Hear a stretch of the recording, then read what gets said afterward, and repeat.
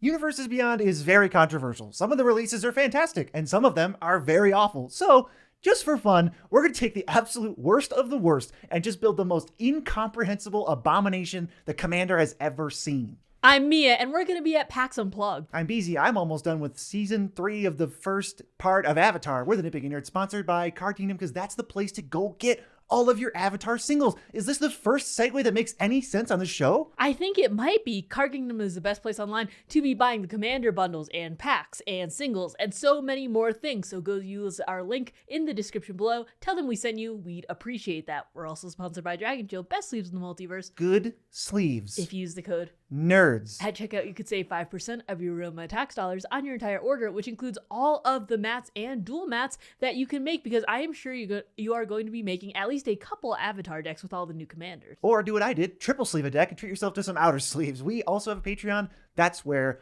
the most diehard Nitpicking Nerds fans support the show directly. Stay tuned, because there's more stuff coming to Patreon in the coming weeks. All right, we're here. This is what Magic players dreaded 2 years ago when they first announced whatever the first couple Universes Beyond Secret Layers were. Everybody was always like, oh, I hope my Spider-Man blocks their Optimus Prime.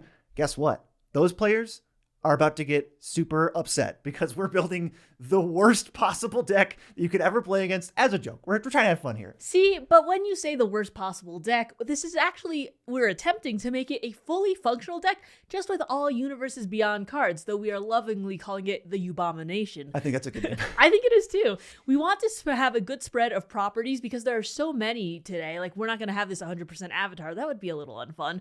And card styles. There are so many different treatments all around that we can mix and match to make something fully unreadable. Yeah, when we say incomprehensible, unreadable, we mean that when I'm announcing the spells I'm casting, when you're looking over at my board, you have absolutely no idea what's going on. You don't have an artwork to anchor yourself to know what the card is. No shortcuts there. The text oftentimes is not the name of the card. So you're just like left scratching your head, and you're going to be forced to read this. So more than not, this is a joke, but we are making a functional deck. This is going to be a deck that does things, that has synergy so that you can build it and just mess with people. Because you know what? If your friends can take a joke, this seems like a pretty good idea. But who could be at the helm for this? I mean, none other than SpongeBob SquarePants. Wooburg for a 5/5. Legendary creatures you control get +X/+X, where X is the number of legendary creatures you control. Whenever you cast a legendary spell from your hand, you exile cards from the top until you exile a legendary non-land card with lesser mana value. You can cast it without paying its mana cost and put the rest on the bottom. It is legendary Cascade, basically. Universes Beyond always has so many legendary creatures because all these properties have all these named characters that need to be legendary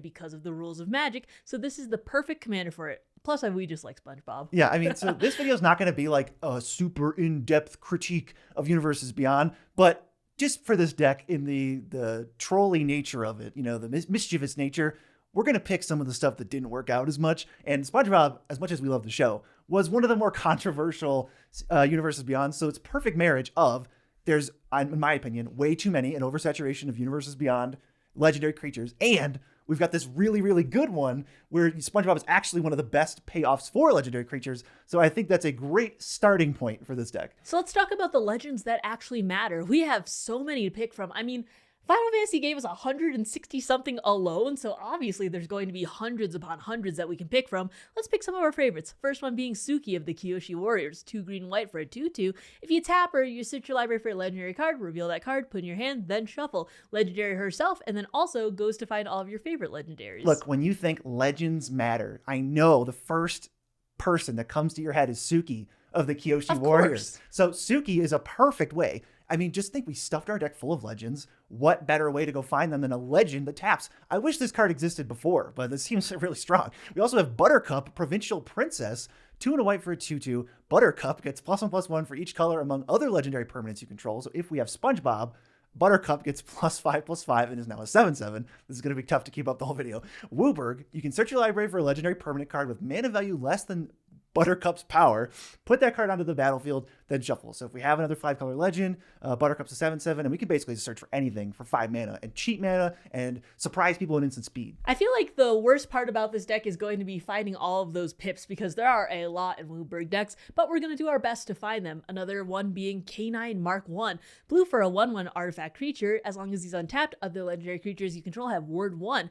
If you pay 1 and a blue and tap him, target legendary creature can't be blocked this turn, and he has Doctor's Companion if you really care about Just that. to have more text. I really like this though because it's going to give your legendaries protection, and we have 30 something in this deck, which is a lot. That has a big mark of them. And being able to have legendary creatures not be blocked, things like Buttercup or SpongeBob are going to be punching in for a ton of damage because of these stat boosts, so it might be easy to sneak things through with this. And I will say, even unassuming legends, this is a decent one, but even unassuming 1-drop legends are very strong in SpongeBob, because as soon as you go, let's say you played a legend on turn 1, a legend on turn 3, a legend on turn 4, and then you play SpongeBob on turn 5, your legends get +4/+4. So that 1-drop you played, K9, is now 5/5, and it's crashing in right away. Plus, we want to cascade pseudo-cascade into smaller legendaries. So when we have 2-drop legendaries like Lotho in here, we want to cascade into K9 Mark 1. But we have them for every single mana value, so we're going to get that value no matter what. Yeah, I also like Mary, Esquire of Rohan, red-white for a 2/2 haste. He has first strike as long as it's equipped, and whenever you attack with Mary and another legendary creature, perfect, draw a card. So this is good in the late game if we top deck it, because it has haste. It'll give all of our legends +1 because of SpongeBob, and it'll get the plus from SpongeBob's all the other things. So this could be like a 7/7. The turn we play it for 2 mana, and then we attack right away. That's already good enough. But if we send one other legend, we draw a card. But we're going to have more 1-drop creatures too, like Torgal, Clive's Companion too. I mean, these are so perfect, but if you want to check out this deck, you should go on moxfield.com, the best place online to be picking all of your cards to be putting into your own Ubomination. Look, sometimes the lines between the Moxfield ad and the video get blurred, okay? Torgal, if you don't know, it's a white for a 1/1, and whenever another legendary permanent you control enters, it gets a +1/+1 counter. And you would know that because you can toggle between the universes beyond or the universes within sections on Moxfield. You can set your preferences. You can do whatever you want. You can create packages of all these universes beyond cards to throw into one deck. Look, I beg you to go to the description because we're going to link this deck list. It hurts to look at. It is impossible to understand what is happening when you look at this deck, and SpongeBob leading it is just the absolute cherry on top. So we're splitting this deck into categories. First category, of course, strong legendary payoffs. We got to get the most out of our UB nonsense. So now we're going to get into slanting aggressive, punching in and getting value out of it. So finding legends or legendary adjacent things that help us when we are on the aggressive. SpongeBob wants to punch people. SpongeBob is going to give this gigantic anthem to all your legendary creatures, so you are going to want to slam in for damage. Who better for that than Sandy Cheeks, Martial Astronaut, 3 and a green for a 1/1. Can't be countered, of course, with Indestructible. She attacks each combat if able, and whenever a creature you control deals combat damage to a player, you're going to draw a card. You're going to be drawing a lot of cards, because when Sandy is on the field and SpongeBob is also on the field, all of your legendaries are going to be gigantic base. Plus, SpongeBob also buffs himself. The only thing you'll find when you have this critical mass of legendary creatures is your opponents are going to be chump blocking to save their own skin. So you might not get as many cards, but how sad are we in that scenario? In the early game, you're just going to hit, you're going to draw cards. And then in the late game, you're going to wipe their board because they're forced to chump block your 8/8 Sandy Cheeks with their commander that you spend 5 mana on, and then it just dies. Plus, you're going to be cascading into all these little legends too. So when you're going into K9 Mark 1, for instance, and you're slamming in and it's still like a 6/6, maybe they won't chump that and you'll get a card off of it because they have to chump the Sandy Cheeks, which, you know, is going to be a little bit bigger and all of that. I also like Glenn, the voice of calm, the original Universes Beyond controversy. We had to pick at least one from The Walking Dead. Rick is also in here, by the way, but Glenn is 1 blue-white for a 1/3 with Skulk, and when he deals combat damage to a player, draw cards equal to its power, like custom made for SpongeBob, even though I think Glenn came out first. I mean, Skulk is nice if Glenn's small, but Glenn's never going to be small. He's going to hit for like 4, and then we're going to draw 4 cards. Plus, if you have Sandy out, you're also going to get that extra card too. Bonus card. There's so much value here. There's also the Regalia from Final Fantasy, 4/4/4/4 vehicle haste. When it attacks, you reveal cards from the top until you reveal a land, put it on the battlefield tapped, rest on the bottom in a random order. There's not a ton of ramp in this deck, so you're going to want to get ramp where it counts. It also has Crew 1, which is basically anything. Yeah, like we said, this is 100% Universes Beyond. There's not a single card in here that has a normal magic frame or doesn't have the Universes Beyond border or doesn't have a weird name that has nothing to do with a magic property. Like, we went hard. So we're trying to find ramp. This is the best we could do, but I think it actually works well in SpongeBob because it's a legendary creature when we need it, and it's going to keep attacking, but when it comes to our opponents, the biggest thing they're going to do against us is wipe the board. And this is probably going to survive that. So when we get our board wiped, we can untap, play another legend, easily crew the Regalia, and get in for more damage, ramp again, which will then build us up to the next turn where we cast SpongeBob. It's also going to be very nice because it is just colorless mana to cast this. Oftentimes, when you're playing these 5-color decks and you don't have, the most prime mana base, it's going to be hard to find those pips. But with this, as long as you have 4 lands out, you're always going to cast it on turn 4, even earlier with some of the cards we have in here. Yeah, this next one I'll read fast because it's basically just good with itself. It's the Celestial Toymaker, aka literally just Neil Patrick Harris. Blue, white, black for a 2/4. When it attacks, look at the top 3 cards of your library, exile any number of them in a face-down pile and a face-up pile. Defending player chooses one, put that pile into your hand. At the beginning of each end step, each opponent loses 2 life for each spell or ability that caused one or more players to guess which group of cards or permanents a pile was put into this turn. Cool. It triggers on itself. We're trying to beat down. It's another version of Glenn. It's a mini version, and you get like 1 or 2 cards off of it. Kind of cool. Definitely have to put it in because it's just a real life human being that exists. Amazing. Plus, we just want card advantage. We don't want the 3/3 Vigilance Sokkas, in Sorry, here Sokka. because there is better things we can be doing. Like with Spider-Gwen, Web Warrior. There we go. 2 in a red for a 3/2. Whenever a warrior attacks, you can have its controller create a 1/1 white warrior token that's tapped and attacking. If you pay Wooburg, you untap all attacking creatures. They gain trample, lifelink, and haste until end of turn. And then after this phase, there's an additional combat phase only during combat. If you can make a ton of mana, or if you have a ton of mana to spare, like in the late game, you're able to get multiple combats. And then all of the buff that SpongeBob's going to give, that's going to be a ton of lifelink and just trample over damage. Genuinely, if you activate Spider-Gwen, there's like the game's over. I don't like you have enough resources where you're attacking with SpongeBob and Spider-Gwen, and then you're activating it. It's done. Trample and lifelink is ridiculous. It's basically like build your own Akroma's Will. And I think you're going to get extra mileage out of this deck, causing a little friendly rage bait by never saying what the actual name of the card is. You're attacking with Spider-Gwen and SpongeBob, and you're triggering Buttercup by paying Wooburg. Like that's the kind of game we're hoping to play with this deck. But we have to have interaction too, and what better way to be interacting than on the stack with things like Kevin's Chili, black for an instant. Target creature gets -1/-1 until end of turn, but if a creature has died this turn, that creature gets -13/-13, because that is going to be a good removal spell you can fire off at instant speed. You're not going to need that much mana for this one too, and that artwork, it's beautiful. Yeah, we're just giving up a little bit of efficiency in the deck. This isn't exactly a deck that's triggering Morbid all the time, but the value, there's different value to be had. This is on the stack value of someone has to look at Kevin's Chili all over the floor of Dunder Mifflin Scranton, and that's the kind of value we're looking for. We're kind of trying to meet the middle with a functional deck that gets people laughing, at least. You're also going to need a bigger boat. 1 in a red, classic. Everyone knows this card. You choose one, it deals 3 to a creature or destroy an artifact.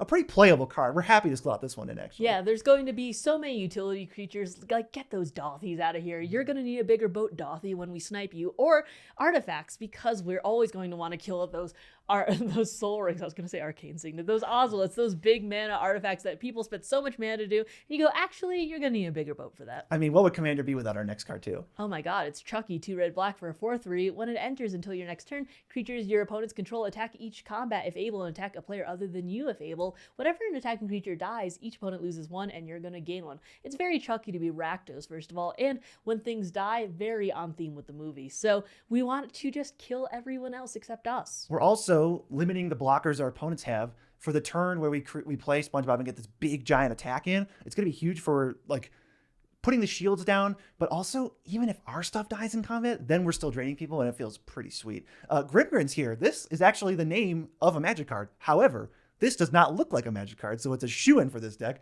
It's 3 blue black for 5/5. Doesn't untap, you got to sack a creature to untap it, and then when it attacks, you destroy a creature.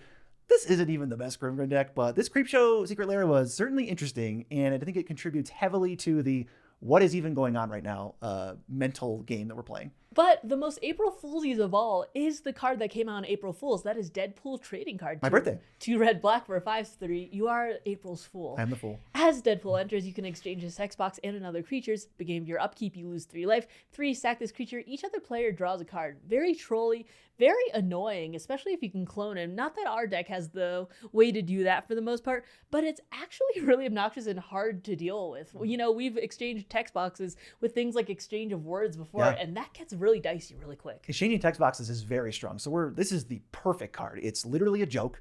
It's not magic at all. He's popping, he's breaking the fourth wall on our card, and he's a genuinely really strong removal spell that's going to blank somebody, basically steal somebody's commander, but they can't get it back. So I love that one. I want to go to some maybe miscellaneous interesting synergies where we get to pull from some other IPs. I like Aang, Swift Savior. Legitimately for this deck, unironically, pretty sweet. It's a 3-mana flash flyer, 2/3, and when it enters, you airbend one other target creature or spell, which means the owner can cast it for just 2 instead of its cost. It's a 2/3. You can pay 8 and transform it into like a 5/5, puts counters on stuff, but really, what if we just airbended one of our own creatures to save it from a spell, and then when we go to cast it for just 2 mana, we can get the ETBs or something again. If it has haste, that's even sweeter. I mean, the ETBs are so good, but I also love that you can just get something off the field if it's really harming you, or you don't get something that really matters. Maybe they have something you can't punch through, or something that's really bothering you. Just airbend it. They can cast it next turn. Don't worry about it. Totally. I got to go to Ian, Convalescent Charmer. What an artwork. And pretty sweet way to cheat mana value with the Cascadey version thing. And you're going to be getting more of your cards back. I mean, most of the cards in here are legendary creatures, but you can also strike deals with your opponents. Maybe you want to get back Kevin's Chili or something, so you want to kill a creature. You can make deals with your opponents and get a little bit more cards that you can see because you're milling off the top. My favorite part is that card's not called Kevin's Chili, but I'm going to call it Kevin's Chili maybe for the rest of my life. What's it called? It's, I forget. I think it's Kevin's Chili. No, you had it right the first time. This one, for the name alone, Smellerbee, Rebel Fighter, 3 and a red for a 3/3. She's got first strike. Other creatures you control have haste, which is fantastic for this deck, so double whammy. And whenever Smellerbee attacks, you can discard your hand and draw equal to the number of attacking creatures. Notably, this is a May ability, so just wait. If your hand is smaller than the number of attacking creatures, don't do it. Just treat it like a haste enabler with a great late game, burst of cards. And maybe if there's something in your hand, but you need more cards, you can make some deal with Ian, and your opponents. You might have some options here. There's also Javi, the Allfather, 3 red, white, green for a 6/6. He has indestructible as long as there's 4 or more historic cards in your graveyard. That's most of your deck. And whenever he or another legendary creature you control dies, that's all of your creatures, return target legendary creature card with lesser mana value from your graveyard to the battlefield tapped. That is going to help you get that recursion and maybe trigger Morbid if that's what you really need. Hey, we do have Grimgrid in here, so that's a free sack outlet. We can do maybe a little Russian nesting doll with our legendary creatures if we have some kind of payoff for them entering, which I think is pretty sweet. Now, we did say this is 100% Universes Beyond. We are not letting you down. The lands are also a complete mess. We have, I'll just go over these a little quick. We're not going to read every land in this deck, but for the basic lands, I got one of each. This is what I chose. I have Ninja Turtles, Pizza, Plains, Spider-Man, Web, Island. I have Bikini Bottom, Rock Bottom, Swamp. I have the Fallout Architecture Mountain, and I have the Godzilla Forest, long forgotten Universes Beyond property Godzilla. I also think that we have a good color spread in here, even though that we don't have all of the Commander staple lands. Things like the 5 clue lands, like kitchen, bathroom, ballroom, staircase, whatever. I probably made most of those up. They tap for 2 colors and they do other stuff. You're probably not going to pay into it, but getting those colors for your pips is really going to matter in the late game. And just mixing a little bit of clue board game texture onto your mana base, that's going to keep people on their toes for sure. I didn't want to include all 10 because we need space. But we also have the Balam Garden. Shout outs to this card. This might be the least readable Magic card I've ever seen in my life.